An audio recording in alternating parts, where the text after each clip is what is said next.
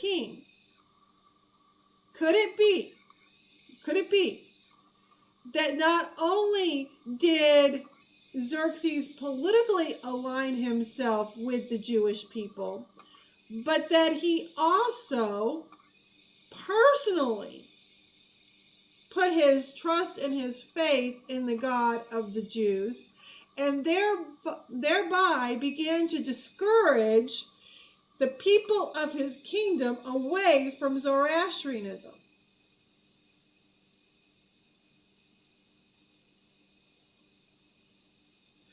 That seems extremely logical to me. Because it is not until after the coup, after Xerxes is dead, that his son Artaxerxes, the son of Vashti, becomes king. It is not a child of Xerxes and Esther that becomes king. It is a child of Xerxes and Vashti, their third, Artaxerxes. And for some reason, in the midst or right before the coup, Xerxes gets so angry at one of his sons, I believe it's his eldest son, or at least the eldest one that's still alive, that he actually kills his son.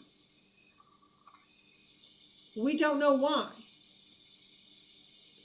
Could it be that his son was becoming part of this coup, or was trying to circumvent his father? Had it been that Xerxes had actually named a child of his and Esther's to be the next king? What was going on within this family? What was going on behind the scenes with the leadership of this religion? Something was happening, and Xerxes had definitely aligned himself with Esther and Mordecai and the Jewish people. And it is not until Artaxerxes, his son, is placed on the throne of his father by the leaders of Zoroastrianism that Zoroastrianism becomes the official religion of the kingdom. Let me repeat that. It is not until Artaxerxes is placed on the throne of his father by the Zoroastrian leadership that it is only then that Zoroastrianism becomes the official religion of the Persian Empire, the Medo-Persian Empire. Okay? Is it any wonder that a cupbearer who is a Jew to Artaxerxes, when he is going before Artaxerxes to ask permission to go home, to build up his homeland, that he is afraid and instead of perfectly comfortable? This is not Xerxes he's approaching. This is not a king who's aligned himself to the Jews that he's approaching. This is the king that was put on the throne because of a coup against his father, who had aligned himself to the people of Israel, to the Jewish people. Okay? So the events in Esther, my point for saying all of that and why it's so important, I believe, to bring out how his kingship comes to an end. The reason I say all of that is because we have to realize that the events in the book of Esther are pivotal to even the kingship of Xerxes. Xerxes historically is best known for his war against the Greeks before Esther even comes into the picture. But this event in the book of Esther is so pivotal in his reign that it actually causes his death later. Okay? It causes Zoroastrianism to become the official religion of the Medo-Persian Empire. Again, the revival that happens in the lifetime of Xerxes is short-lived. And yet God did reach into that empire and pull many out for himself. Okay, so let's get into chapter 9. All that being said, let's get into chapter 9. Okay, verse 1. The time approached for the king's order and decree to be carried out, the day when the enemies of the Jews hoped to overpower them. Did you catch it? Remember I said the people had a choice to make. They had to obey one edict or the other. They either had to align themselves with the Jews, or they had to align themselves with the enemy of the Jews. They either had to be a friend to the Jewish people or an enemy. There's no middle ground here. There's no middle ground. Either we love the Jewish people, either we love the physical children of Abraham, Isaac, and Jacob, or we hate them. There's no middle ground, which is very interesting because when Yeshua sits on his throne, how will he judge the nations? He will judge the nations based on how they treated his brethren, the Jewish people.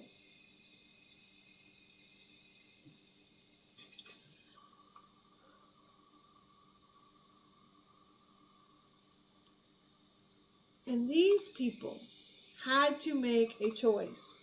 They had to make a choice whether or not they were going to fight for or against God's people. They had to make a choice really if they were going to be on God's side or on the enemy's side. That's what it all boiled down to. And so that there were still enemies of the Jews that hoped to overpower them. There were still those intent on obeying that first edict, intent on following the direction of Haman. And it would not surprise me if the 10 sons of Haman were actually stirring up momentum within the kingdom, galvanizing people within the kingdom to avenge the death of their father. They were obviously very pivotal in bringing about the war. They were obviously seen as very important and leaders of that war. And we'll see that in just a minute.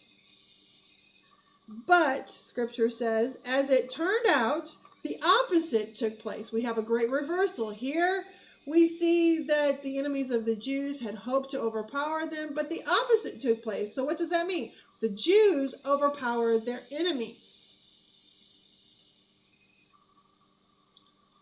The Jews overpowered those who hated them. Thus, on the 13th day of the 12th month, the month of Adar, the Jews assembled in their cities throughout all the provinces of King Xerxes to attack anyone who tried to do them harm. So the Jews got together in all their cities. They weren't waiting around for people to come and attack them. They weren't sitting there saying, woe is me. No, they got together. They, put their resources together. They drew those in who wanted to fight with them, who became Jews themselves. So now the ranks of the Jewish people have been very much enlarged. And they stand to fight against those who come to attack them. They meet it head on. They meet it head on. They're not hiding.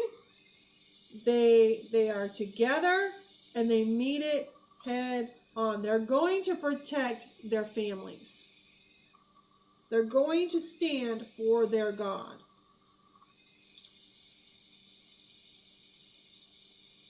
and no one was able to withstand them, because all the peoples were afraid of them. Isn't that interesting? Even those who are coming to attack them are afraid of them. They are afraid of them.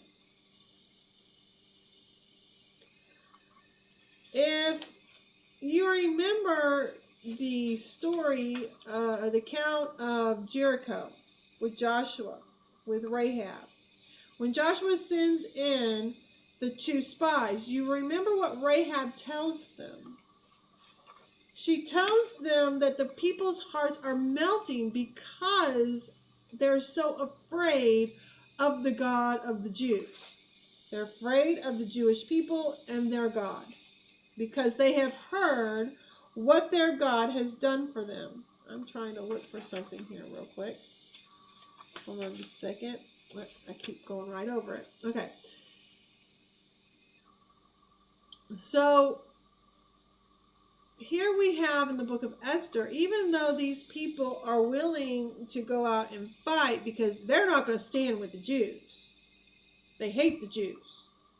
And so they have to obey one order or the other. So they go out and they fight, but yet they're afraid of them. And because they were afraid of them, because God caused their hearts to be melting in fear of them, so to speak, they were defeated because God was in control. Now, here's what I was looking for. The book of James, in James chapter 2, verse 19, talks about how the demons even fear God and tremble. They fear and tremble. Right? But does that fear of God cause them not to fight God? No. They still fight. They still fight against God. They still fight against the people of God. They still try to do harm to the people of God. The enemy of God tries to do harm to the people of God. What is happening here in Esther? The enemies of God, of the Jewish people, are trying to do harm to God's people, the Jewish people. Okay? And even the enemy, the devil and the demons, they understand that God is more powerful than them. They understand that, God doesn't mess around. But they still come out and fight, and they seek to do harm to God's people. And yet the same book, in chapter 4, James chapter 4, verse 7, says that what? When the people of God submit to God, right, and resist the devil, that what does the devil do? He flees. He flees. He's defeated. So what is happening here? The people of God, the Jewish people, including those who are native Jews and also those who have aligned themselves with the Jewish people, and it would not surprise me if some of those people were actually those who had been exiled from the northern kingdom of Israel, who says, wait a minute, that's us. Right? And come to realize who they were, and that they too had to stand and fight against the enemies of their God. Okay? Maybe they had forgotten who they really were. Who knows? Or maybe they realized it from the start. But it would not surprise me if many of those who, quote unquote, enlarged the tent were actually children of the northern tribes who actually were being grafted back in and coming back into alignment with believing in their God. Okay? But yeah, you have here the enemies who are afraid of the Jewish people still coming out to fight them. And what do the Jewish people do? They meet it head on. They submit to their God and they meet the enemy head on. And what does the enemy do? The enemy flees or is defeated. It's a beautiful picture. It's a beautiful picture of exactly what James is describing, right? But in a physical sense, not just a spiritual sense. All right. Verse 3. All the officials of the provinces, the army commanders, the governors, and those occupied with the king's affairs helped the Jews because they were afraid of Mordecai. Notice it does not say that all the king's officials became Jews. There's this distinction here between those at the end of chapter 8 who became Jews and those who just helped them. The officials and the governors and the commanders who helped them. Okay? Those at the end of chapter 8 become Jews because of fear of the Jews. And we discussed the importance of that statement, that it's not necessarily just being afraid of the Jewish people themselves, but being afraid of the one whom the Jews fear. The fear of the Jews being God, and therefore they become Jews and completely align themselves with the Jewish people. Here, these Jewish officials do not allow that fear to necessarily cause them to become Jews themselves. They are not placing their fear in the God of the Jews, the one whom the Jews fear, but they are afraid of Mordecai. Specifically, they're afraid of Mordecai.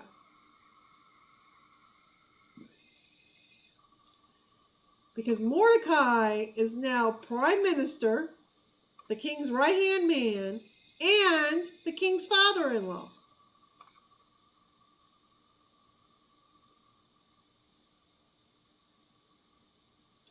I.e., these Jews have become family. Right? So out of fear of Mordecai, because of fear of Mordecai, these officials help the Jewish people because they do not want word getting back to Mordecai and thereby getting back to the king that they are not following the king's lead. Let that sink in for a minute. The king has definitely chosen a side. He might have an edict out there with his name and his signet ring seal out there that he put out there with Haman, that he made in haste. But upon reflection of what is the truth and who his wife truly is and who his wife truly worships, the king has changed his mind. And everyone knows it, at least within the leadership of the kingdom.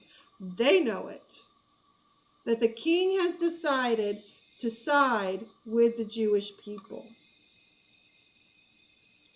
And so, out of fear of Mordecai,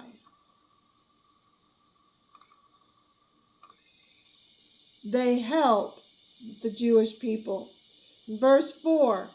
For Mordecai had become a powerful person in the king's palace, and his fame had spread through all the provinces. Mordecai continued to grow increasingly powerful.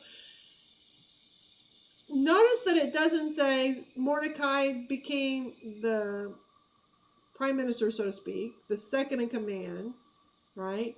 He wasn't elevated to that position and then immediately began to decrease in his power. No.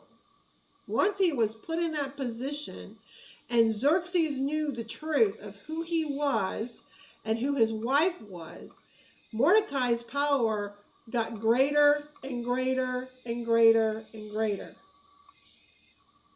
His power increased. He got more and more powerful. And his fame and understanding of that power spread throughout all the provinces.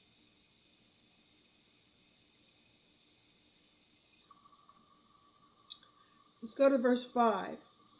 The Jews put all their enemies to the sword. They come against us. We're going to stand firm. We're going to use our swords, and we're going to put our enemies to the sword. What is our sword? It's the Word of God, isn't it? God gives us a sword. Everything in this has spiritual overtones to it. Absolutely everything. How do we defeat the devil? We submit to God. How do we submit to God? We submit to His Word. We say, you are King, you are Lord, what you have said we will obey. Submit yourselves to the Lord. Resist the devil. Use your swords. And how did Yeshua defeat the devil when he was taken out into the wilderness? Didn't he use his sword? Didn't he use the sword? He quoted scripture, didn't he? So the enemies were put to death by the sword of the Jews. And there was great slaughter and destruction, as they did whatever they wanted to those who hated them. I mean, we're going to end this. No nicey nice. No giving quarter to those coming against us. None of that. You attack us. You attack our families. We are going to end it. Our God is going to end it. He will defend His people. Let me ask you this. When Yeshua returns and the nations come against Him to meet Him in the valley of Armageddon, is He going to play nicey nice? No. No. By the sword of His mouth. Interestingly enough. The armies of the enemy will be defeated. And how high does it say the blood will flow? What, the bridle of the horses? It's going to come high. He's not going to mess around. He will defeat His enemies. He will defeat those who wish to hurt His people and come against His kingship. He came the first time to save the world from their sins, from our sins, from the sins that we have committed. He came to save us from, so that we can spend eternity with Him. For those of us who choose to align ourselves with the King of the Jews, those who do not, who insist on being enemies of the Jews, and there's no middle ground. You either align yourself with the King or you are an enemy of the King. No middle ground.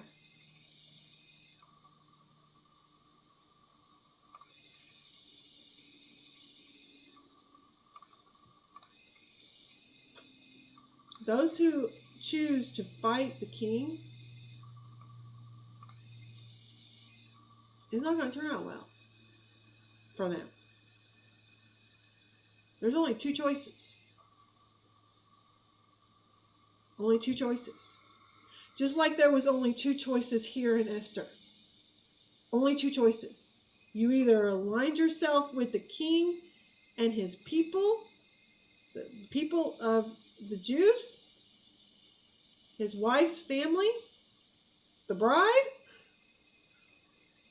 or you are an enemy to the king and his people. Only two choices. The Jews didn't mess around. Those who came and attacked them, it was over. In Susan, the capital, the Jews slaughtered 500 men. They even put to death the 10 sons of Haman. the enemy of the Jews, but they did not touch the spoil. They didn't do this for plunder. They did it to defend the name of their God and to defend themselves, the people of God. They did not do it for the plunder.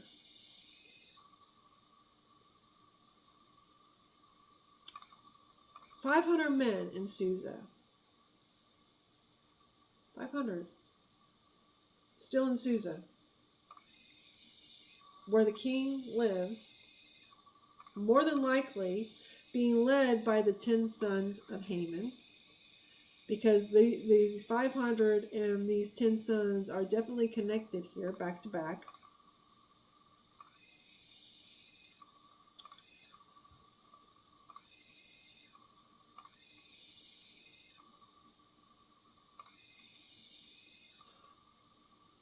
All being led under the inspiration of Haman, the enemy of the Jews.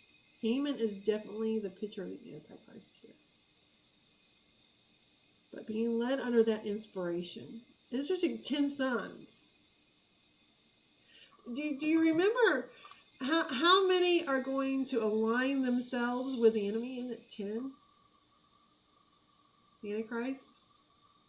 10 will be aligned to him. Interesting. But Haman has 10 sons. And apparently they are leading these 500. Let me ask you something. If you live in the capital and you are trying to defeat your enemies, and your enemies live in the palace, and the two of the most powerful people in the nation, the kingdom, live there in the palace, and they are your sworn enemies. They are Jews. Do you not go after them? I mean, to kill all the Jews in the city, but not go after the two most powerful Jews? Be kind of a waste of time from a winning standpoint.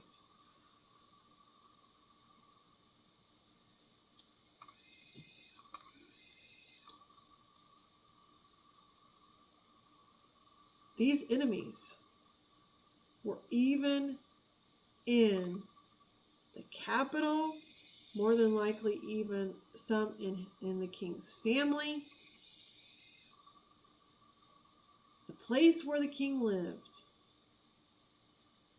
And they more than likely were coming after the king, his wife, and his prime minister. And it would not surprise me one little bit if the Jews of Susa actually stood between the king and his enemies. Between Esther and Mordecai and their enemies. Between the bride and the enemies of the bride.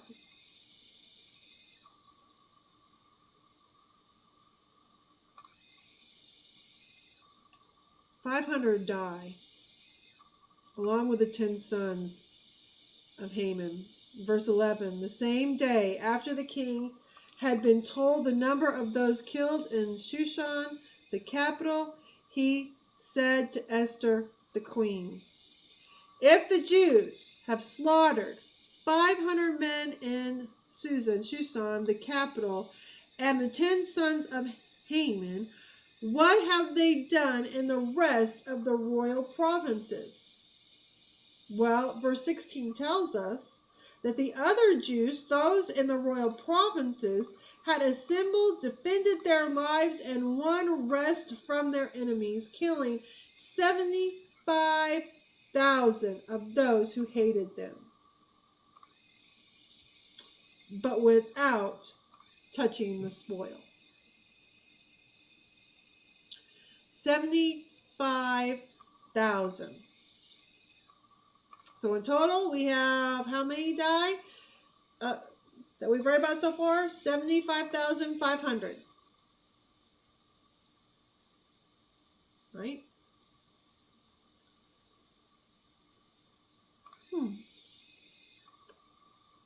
So it wasn't just a few people who decided to go against them. 75,000. 500 in the capital city where the king is living.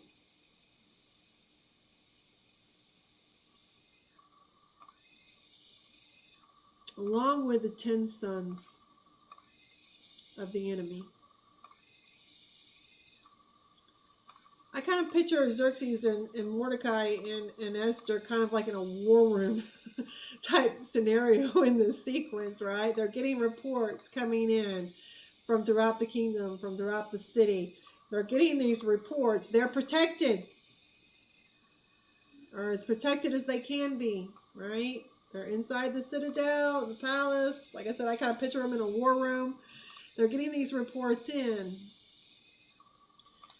And they're hearing what's happening outside.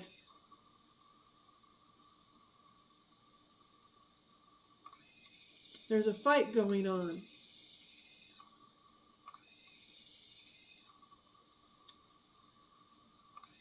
But Xerxes turns to Esther. We're going to go back to verse 12. He said to Esther the queen, "If the Jews have slaughtered 500 men in Shushan, the capital, and the 10 sons of Haman, what have they done in the rest of the royal provinces?" We just read about that. Then he says, "Now, what is your request? You will be granted it. Whatever you want, it will be done."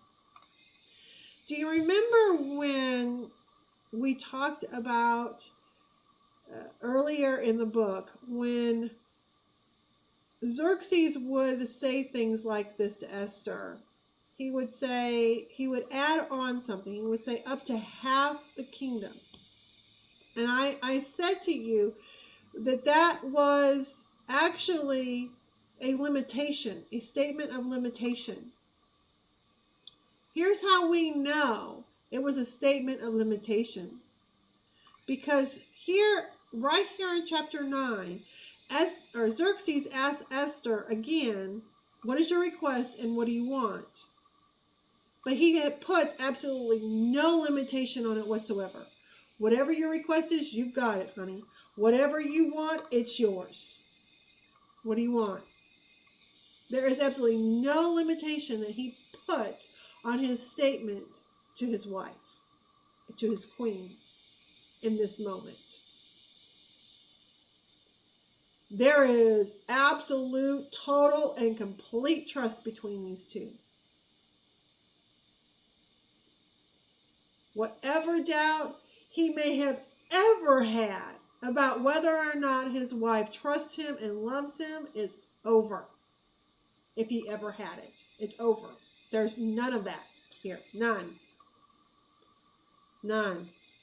You know, you can very well imagine that he might have had some hesitancy early in the marriage because of how his first marriage ended, right? Is this one going to end up doing the same thing to me? But by the time we get here, there is absolutely no hesitation at all on how much these two trust each other. How much these two love each other. Are willing to fight for one another. To give each other whatever it is they need. No limitation. So Esther replies, "If it pleases the king." If it pleases the king. She doesn't want to do anything that her husband's going to object to. But notice she doesn't say, "And if I have found favor in your sight." She knows she has. She has no doubt of that whatsoever. She knows exactly how her husband feels about her.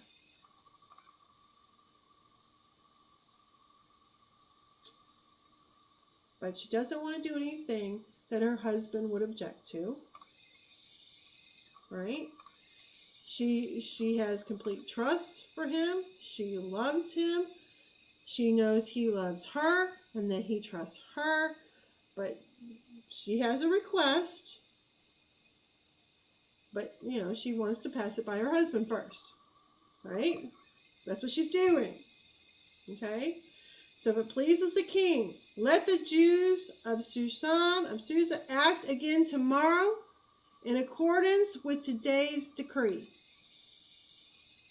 Also have Haman's 10 sons hanged on the gallows. The king ordered these things done. The decree was issued in Shushan, and they hanged Haman's 10 sons. The Jews in Shushan and Susa assembled also on the 14th day of the month of Adar and killed 300 men in Shushan, but they did not touch the spoil. 3 times it says that. Twice for Shushan, the first and second day, and once for the rest of the provinces of the kingdom. Right? They did not touch the spoil. That was not the reason they were doing this. That might have been one of the reasons that Haman gave as a justification that this was a good idea to the king early on. But by this point, the king doesn't care. He's not doing this to help pay his bills for his Greek war. He's doing this to protect his family. He's doing this to protect his family's family. He's doing this to, in essence, to protect the name of the God of his wife, who we hope and pray had at this point become his God. We don't know that for sure. But from every indication that we have, even what we talked about earlier, leads us to think that that is at least a possibility. So they meet again a second day, and this time they kill 300 more men. And these 300 might have decided to come out and fight because of what was done to Haman's sons. How dare you? Right? May have been their motive. It might have been that simple. But there were 300 still left. Remember I said that Xerxes is not killed in Susa. The coup does not come against him in Susa. Because 10 years before he's killed, he cleans up Susa. Anyone that would want to do him harm, his family harm, his wife and her family harm, he has dealt with. Susa's clean. The leaders of the Zoroastrian religion cannot assemble enough people in Susa and attack in Susa to kill the king. It has to be done somewhere else because Susa's been cleaned up. In essence, I think what Esther is actually doing here, in many ways, yes, she's protecting her people, but I think in many ways she's also protecting her husband. She knows there are still people out there who would be willing to come against them, come against her husband even, for siding with her people. And whereas the day before was an edict to protect the Jewish people, this day may be also a day to protect the king.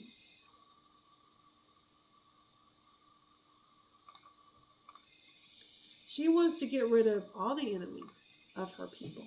And of course, by this time, they've been married 5 years, so by this time, they may very well have children. So it may not just be, herself, her people, in general. She may be protecting her own children. She may realize there's still people out there who, if we go out in the streets, will more than willingly kill my husband, my children, and myself, and my father. I think Xerxes understands that as well. So he puts out this order. He hangs the 10 sons of Haman. Remember, they're already dead. So he's hanging their dead bodies as a display of what will be done to those who come against the people of God, who come against the king. The king's family, the king's bride, the king's wife. This is what happens when you do that. Some of you maybe, ladies, you may be very familiar with this account. Maybe some of you are not. But even in the time of the Holocaust, in World War II, when the Nuremberg trials took place, 10 of Hitler's men were found guilty. I think one might have died. I think one died previously to the hanging, but he was sentenced to be hung. And one of them actually made a statement about basically being a current Purim. In other words, he was calling back to mind the hanging of the 10 sons of Haman. He's saying that's what's happening to us. That's very interesting. The enemy's plan does not change. And again, we kind of mentioned earlier that even with the Antichrist, he will have his 10, right?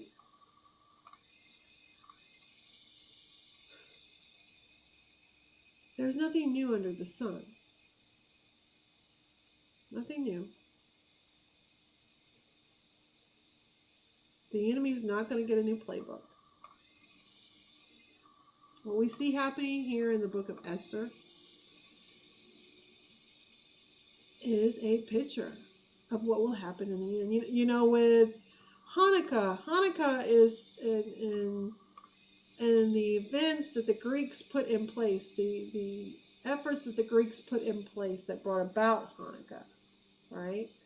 Yes, they killed many. Yes, they did many horrible things, but their purpose was to assimilate the people to their ways. Not to utterly destroy the Jewish people, but to assimilate them. That was their purpose.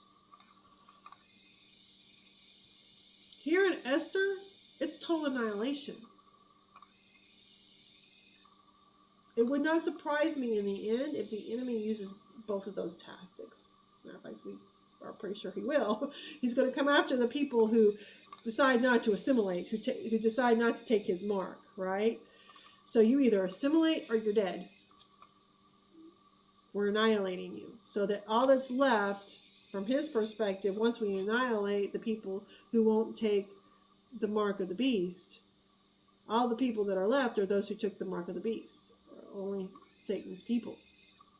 Okay, that's what he's wanting to do. But notice the reversal here in the book of Esther. That many become Jews. That many fight with the Jews. Many help the Jews. And the enemies of the Jews are completely destroyed. Those who came against them are completely destroyed. And Esther doesn't tell us this, but Jewish tradition tells us that no Jew died that day. The enemies of God were not successful in any way, shape, or form. God protects his own. God protects his own. And this was utter battle. This was, a picture basically of Armageddon in many ways, right? The enemies coming against the Jewish people to totally annihilate them.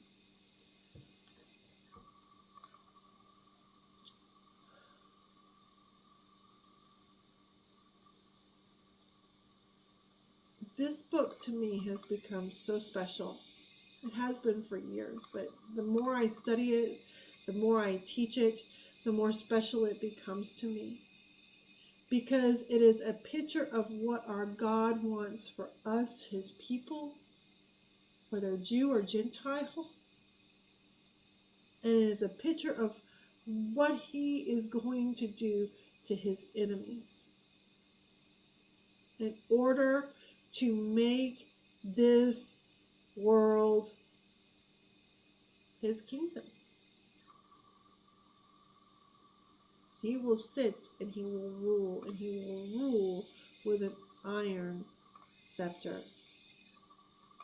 He will rule, and people will obey his rule, or there will be consequences.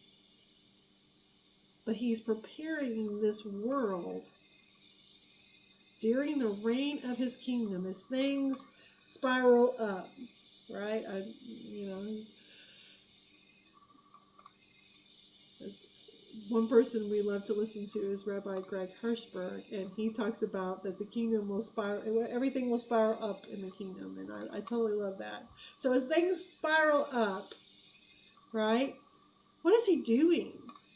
Our King, the Messiah of Israel, God's Messiah, is going to make this world basically Israel. He's going to make this world his entire kingdom, right? And he's going to prepare it for the presence of his Father. Because what happens in the end? The Father comes down. The New Jerusalem comes down. He's preparing things for his Father.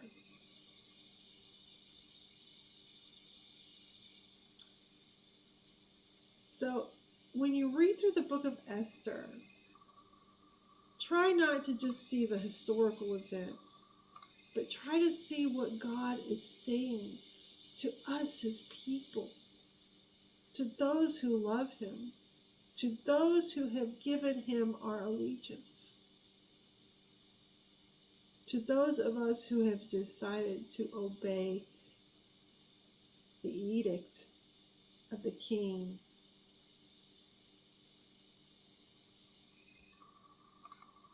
The proper edict of the king, right? Because in this book, of course, there were two, but God has one. God has made his covenants with his people.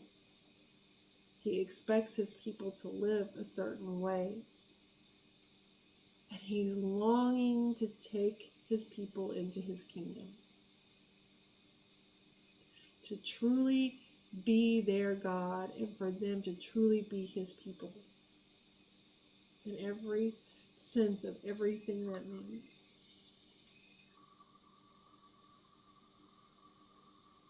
And here in the book of Esther, we get a glimpse of that. So I hope this has been a delight for you today. I've enjoyed doing this study today with you. And I also want to say that next time we meet, next Wednesday, we will actually end the book of Esther. I am, at this point, after we get done with the book of Esther, small announcement, planning on going to the book of 2 Corinthians. There's a lot there, y'all. There is a lot there. And it speaks very much of our future. So I'm hoping, unless God changes the course, after we get done with Esther, we're going to go into the book of 2 Corinthians. So you might want to go ahead and start reading up on that a little bit and get ready for that study. I hope this has been a blessing for you. I hope you have a blessed, blessed day and a blessed, blessed week. I will see you again tonight with Kelly, and we will be coming together again. We haven't done things together, I think, since the end of March. Things got crazy in April. Things have been a little busy for us personally, but we're hoping to come back together and do a study together again tonight. So I hope to see you again tonight. If not, you can catch us, on YouTube later. But you have a good night, you have a good week, and shalom.